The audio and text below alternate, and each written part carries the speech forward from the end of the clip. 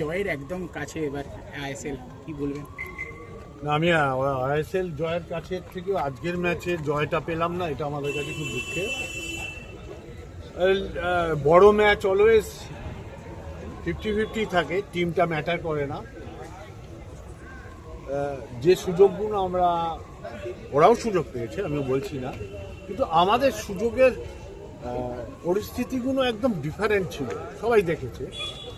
এই ম্যাচটা জিতলে দর্শকদের উপহার দেওয়া যেত, চ্যাম্পিয়নশিপের ব্যাপারটা আরও ক্লোজ করা যেত।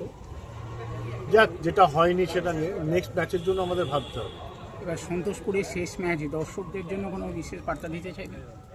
সন্তোষপুরের শেষ ম্যাচ তো আমাদের অ্যাওয়ে ম্যাচ, সেই জন্য আমাদের তো কিছু করার নেই।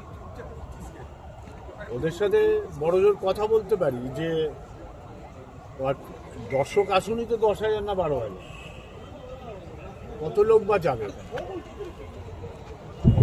দেখা যাক কি করা যায়। অল ইন্ডিয়ার সাথে কথা বলবো। মোহনবাগান সভাপতি বলেছেন যে আশা করব ইন্টারকাশি ম্যাচটাকে সহজভাবে নেবে না, কি বলবেন এই বিষয়ে? ওর প্রচুর সময় আছে, সংবাদ মাধ্যমে এসে মুখ দেখাতে হয়, অনেক কিছু বলে, সব নিয়ে চিন্তা করি। তুমি বলেছিলে যে 2 বছরের মধ্যে আমরা আইএসএল জিতবো, ইট ইজ আওয়ার ড্রিম। দেখা যাক ঈশ্বর কি করে।